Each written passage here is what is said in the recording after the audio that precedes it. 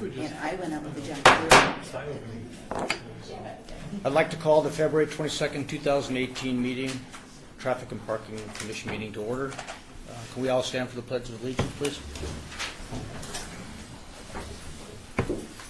Pledge allegiance to the flag of the United States of America and to the republic for which it stands, one nation under God, indivisible, with liberty and justice for all. Thank you. I know we're almost into March, but I'd just like to wish everybody a Happy New Year, and it's good to see everybody for a change. It's been almost a year now, so we'll get on with the meeting. Roll call? Sure. Chair Turner, Here. Commissioner Aguilar, excused. Commissioner Burke, Here. Commissioner Lieutenant Demetrius, For Lieutenant Demetrius, Sergeant Baker with Las Vegas Metropolitan Police. thank you. Commissioner Erickson, Here. Commissioner Jansen, Here. Commissioner Carr, excused. Commissioner Toussaint, Here. and you do have a quorum. Thank you. This meeting has been properly noticed and has been posted in accordance with the open meeting law requirements. First item on the agenda is public comment. This portion of the agenda is limited to matters on the agenda for action. If you wish to be heard, give your name for the record. The amount of discussion as well as the amount of time any single speaker is allowed may be limited. Would anybody like to speak ahead of time? If none, move on to the next item. For possible action to approve the final minutes by reference of the regular meeting April 27th, 2017. Do I have a motion? Approve as submitted. I have a second? Second. All those in favor? Aye. Aye. Opposed? That's approved.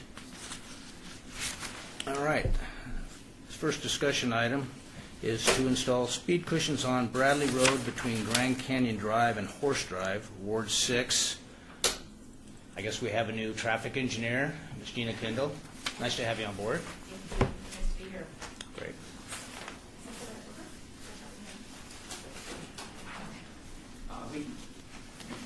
Chair, you can go ahead and Oh, okay, I didn't see it. Okay. That's okay, I'm ready. If you're Yeah, ready. go ahead. Okay. We'll, yeah, thank you. Thank you. My name is Gina Kendall. I'm a city traffic engineer, Okay, and I'm happy to be here. Great. It's been a year since I met you all, and I'm sure you don't remember me, but hopefully we'll have more meetings. I'll start out by saying that we received some petitions from the neighborhood off of Bradley asking for speed humps. And so our first item of business would be to go out and collect some counts and actually get a feel for what's actually occurring out there. And we did collect some data. Our counters out, we had about 2,400 cars a day on this corridor, and the 85th percentile speed was 34, which wasn't too bad considering that it's posted 35. But it still is fast. There's 19 homes that front this section. This is a section from Grand Teton and then to the north Horse. 19 homes, like I said, is fronting this, and it also has horse stables, and it's not uncommon to see people riding horses in the area, which makes this area of Bradley a little unique because of the number of houses that actually front it. So we decided, we knew that speed humps weren't an option because this is a major or a primary emergency response route. It might be a secondary, but it's a response route, so speed humps were not an option at this location. So we decided to put out some surveys to the residents to see if they'd be interested in the speed cushions. And I don't know if you're familiar with the speed cushions, but they're really similar to a speed hump, but they have those gaps that allow the emergency vehicles to straddle them, so it doesn't slow down their emergency response time. So we put together an exhibit after going out there and taking a look at the area of 3 locations that we thought were good locations for these speed cushions, and surveyed the residents that all butt this section.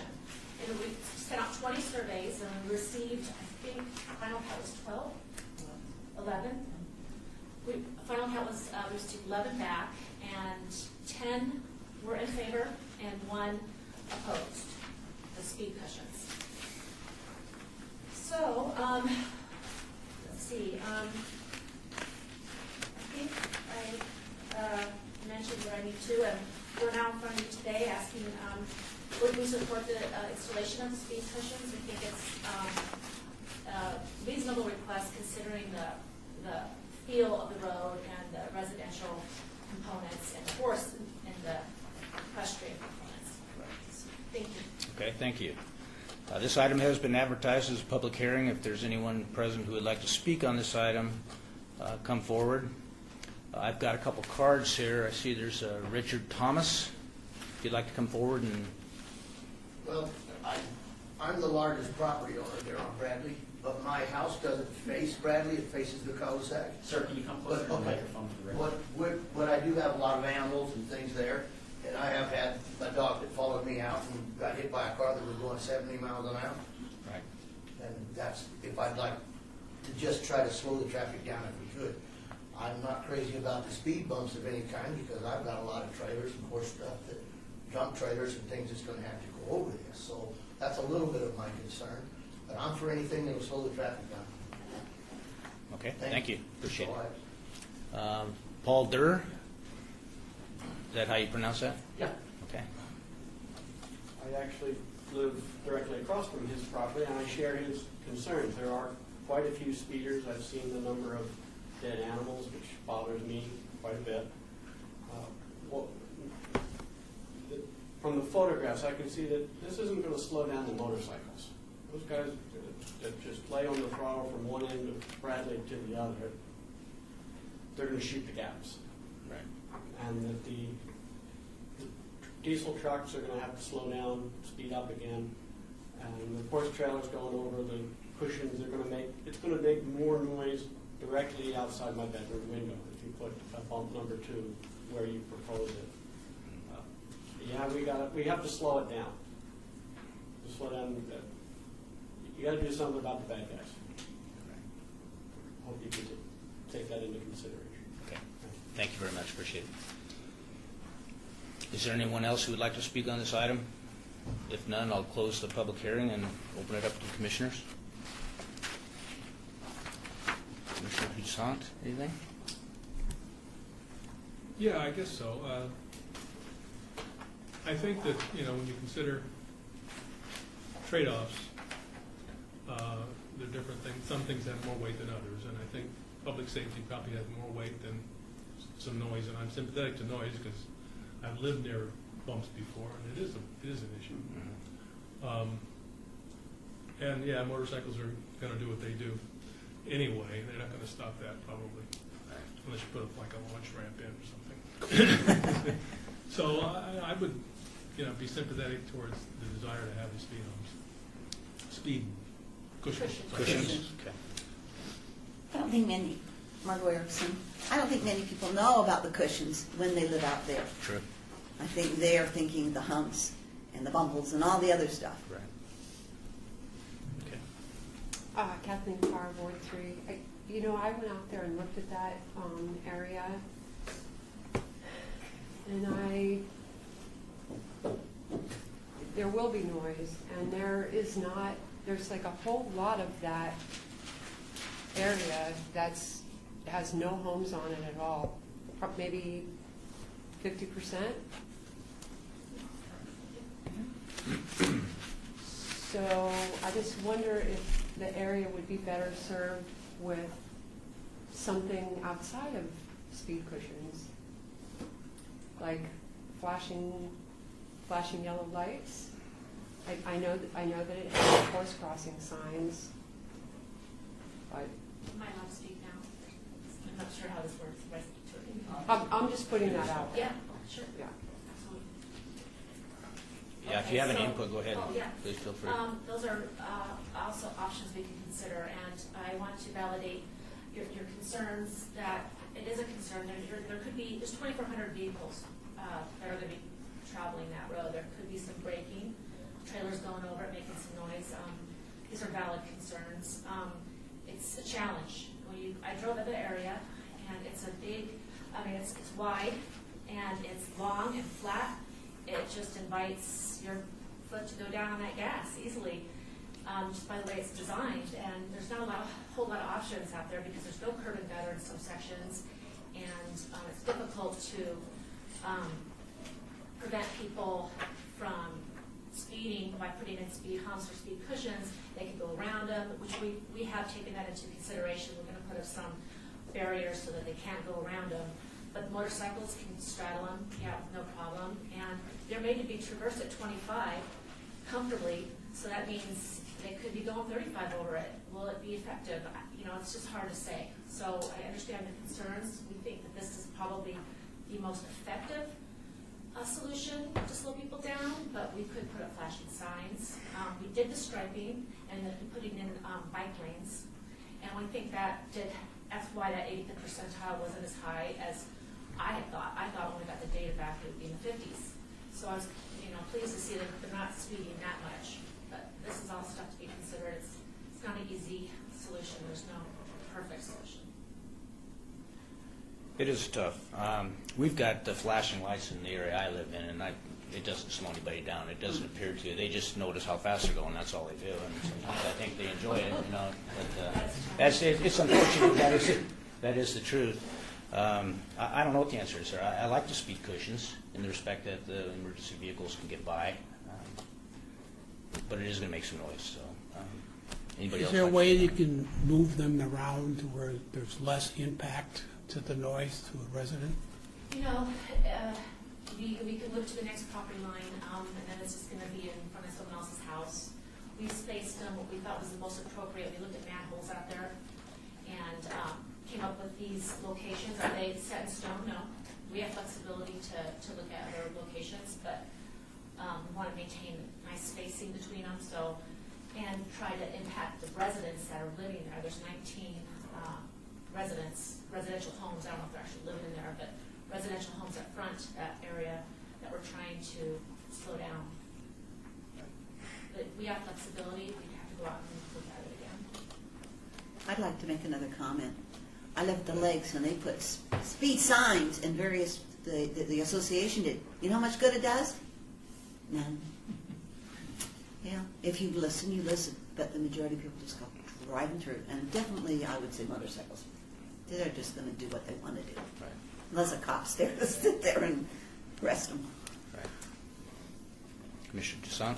Yes, a couple of years ago, we approved speed humps on 15th Street. I don't know if you all remember that. I know some people live in that area, and they love it. They're happy with it. It's slowed down the traffic, and it really has saved them a lot of, Campbell's another one. The people love it down there. Yeah. So, I mean, when you don't know what it is, it's easy to be opposed. But I don't think they're as loud as the old speed bumps and speed humps. I couldn't answer to that. They do have the same 3-inch height Right. and deflection, vertical deflection. But it's a more of a graduated rise, I think. I'm not sure. No? I think it's the same. Is it the same? I'm not sure. Yeah, it's 14 foot long with a 4-foot center. But these are all the same. The asphalt ones, they can vary a little bit. Right, these are A quarter of an manufactured inch. and then installed, so they And you put have the asphalt in. a definite shape. They're not made in the field where they could vary a little bit. I knew they're the same height, but I thought that they more gradually went up to that height. Maybe I'm wrong. The humps do that in general, and they're much more gradual than the bump. Mhm. So we have the bumps and then the humps and cushions, which are supposed to have the same sort of feel, I thought, Is that but I right? could be Okay. wrong. You're probably right. People don't like change.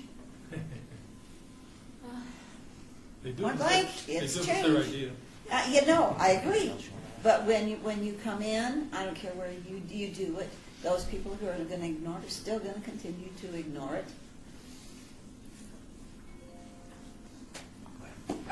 Commissioner Carr, Ward 3.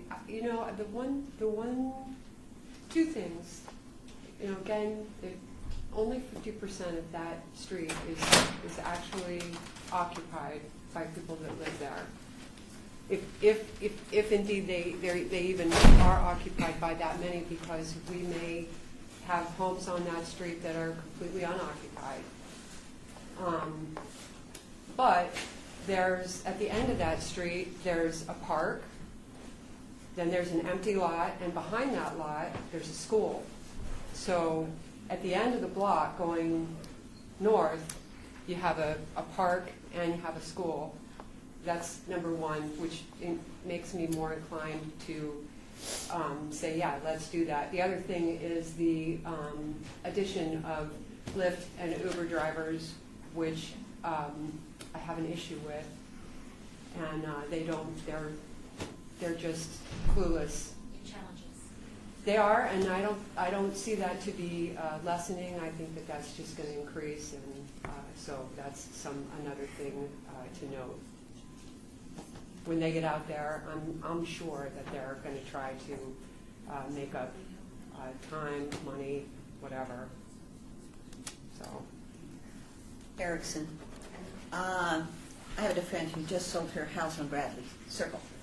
And it went that quick, and it was bought by a developer to split things up.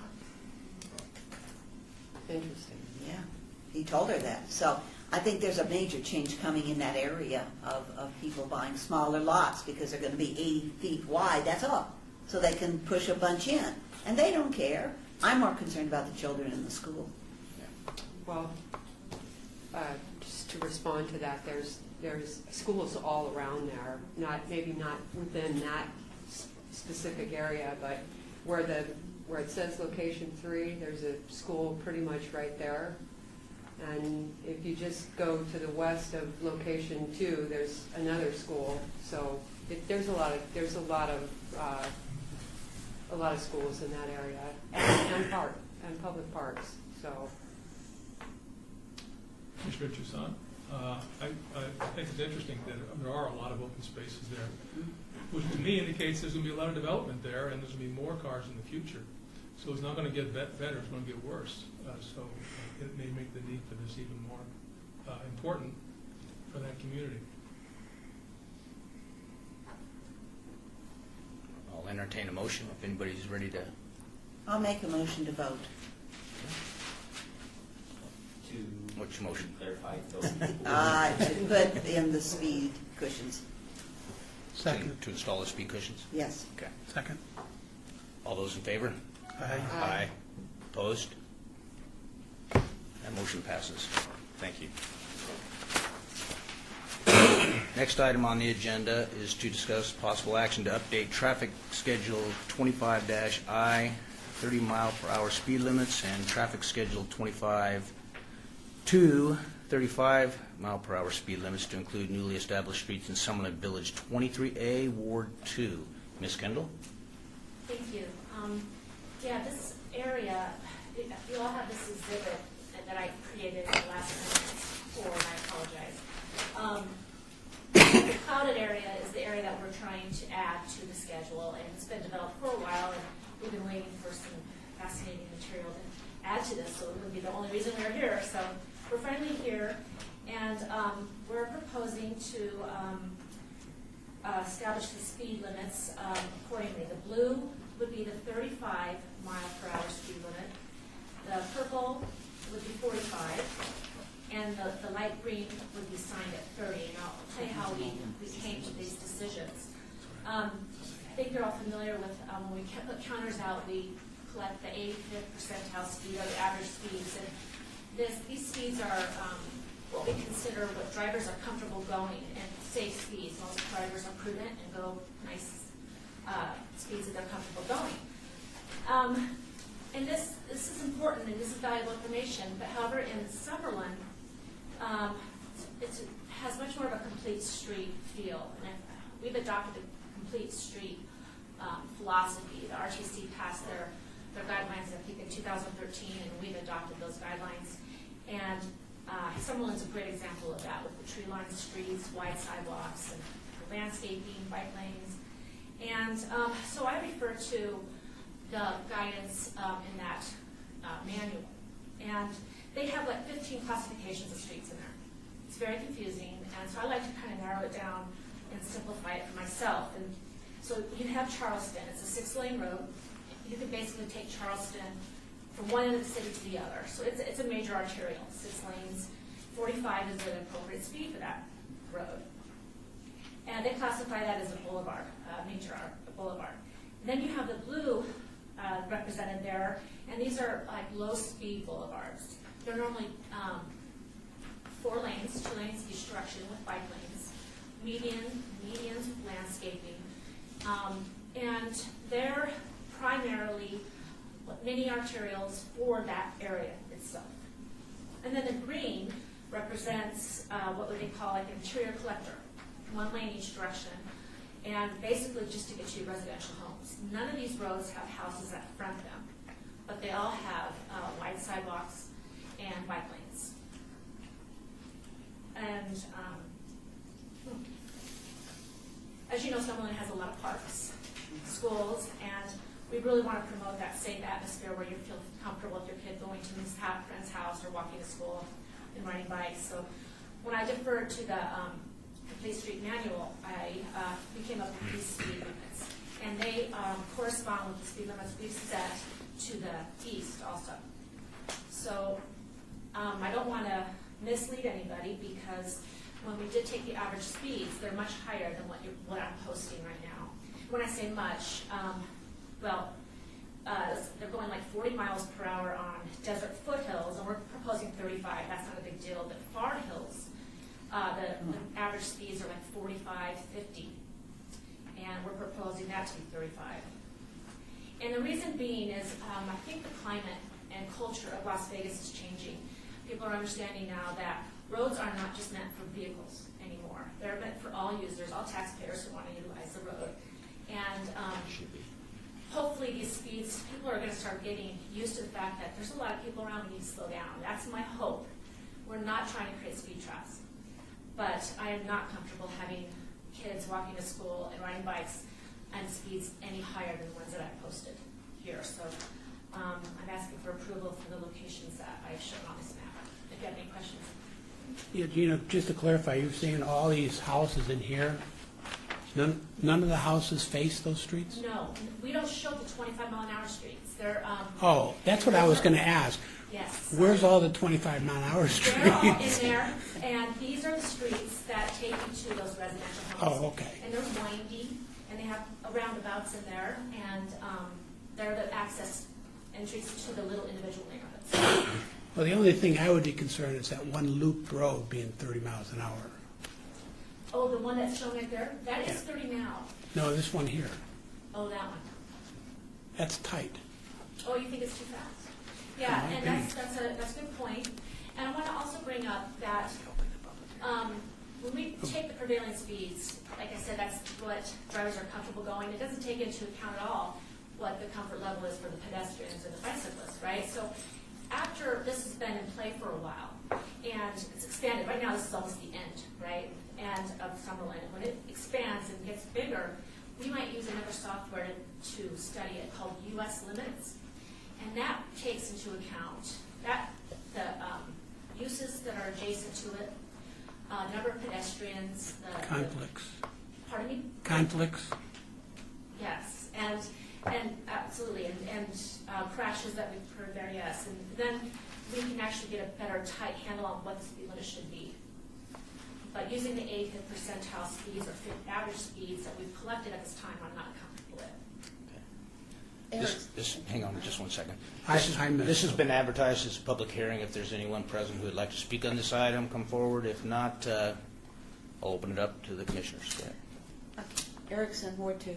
The problem for me is you're going from Charleston 45 to reducing from 35 to 30 well enough to make sure they know because it's that short, and you're gone, and you're already in a 30.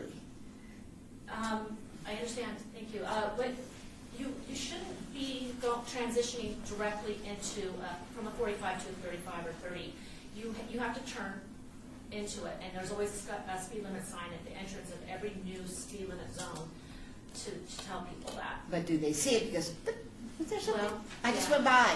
It's kind of like the little signs that tell you how fast you're going, and you know That's like a level of hierarchy that we try to follow. We try to have all 35-mile-an-hour streets coming off of 45-mile-an-hour streets, and then have 25-mile-an-hour streets coming off of 45, so there is some sort of expectation that you will be slowing down or speeding up, whatever the case may be.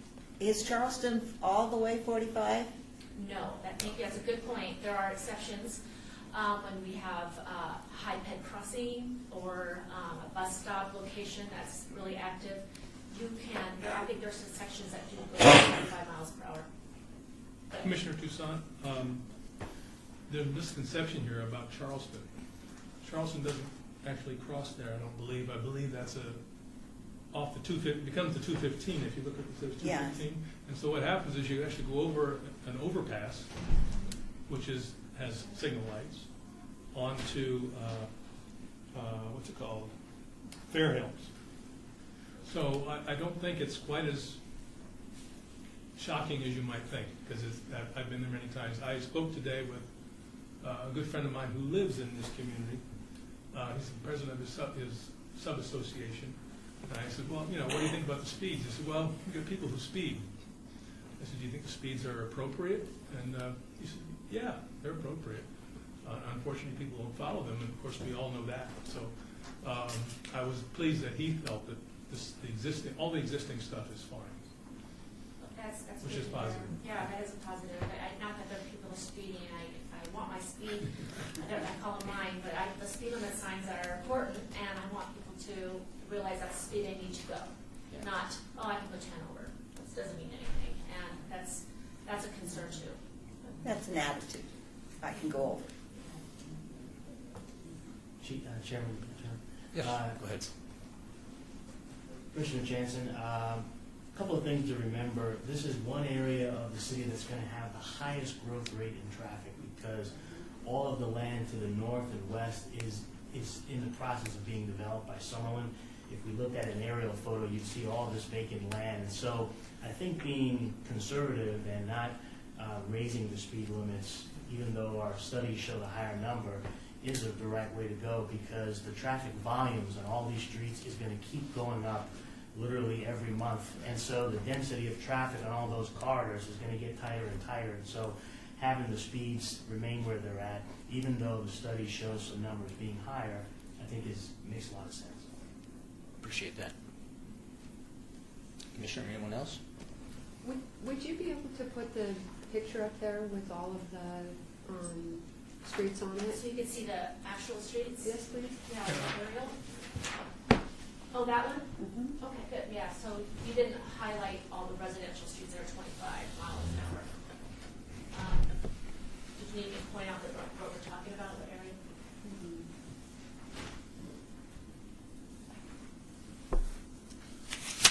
You want me to zoom in on that area? An area.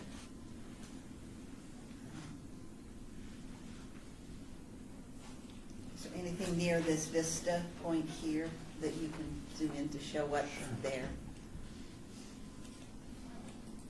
It's kind of off the map when you can see the freeway. So Charleston's on the other side of the freeway. There's Charleston. Yeah. This is the center? Yeah, it's, Oh, yeah. it's showing. Yeah, that had a 35-mile-an-hour speed limit sign on it, which wasn't a big problem. I just thought it was inconsistent, so I wanted to change it to 30. It's such a short stretch. My sister actually lives right over there. That I drove it. I don't think it's a problem at 35 because I don't think you can get to 35 hardly. It's pretty short, but it's not just not consistent. I wanted to change it to 30. There's a lot of traffic coming off of that freeway into that intersection also. That's not shown. Yeah. Whereabouts? So sorry. I'm not sure. The Fair Hills exit off of the 215. Oh, Oh, okay, that's up there. Yeah. And if you listen to the news, it's one of the accident areas, it seems, that they Is that report right? in the morning. you mean up there at Fort Hills? In Far Hills. Yeah. Yeah, there are, I don't drive that much, but there are certain areas that you have a lot of concentrated, they may be little bumpers, but with cars today, a little bumper is a lot of money. Oh, absolutely. Yeah, we don't get those reports. That's good to know. I'll ask for those reports.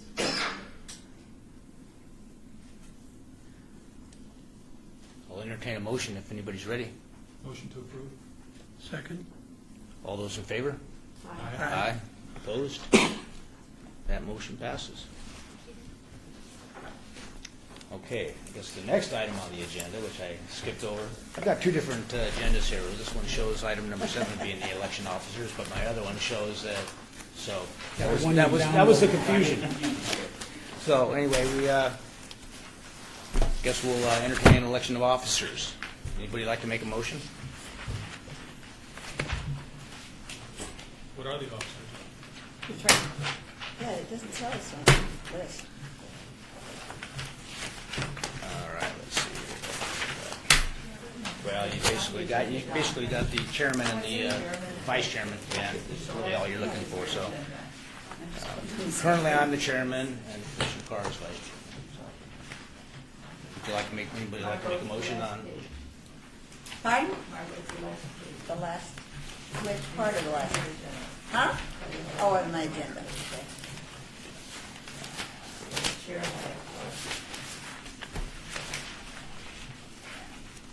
Thank you.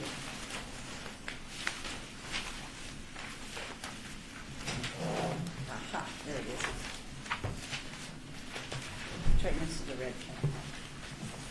I have a red tag. And go, you can read mine.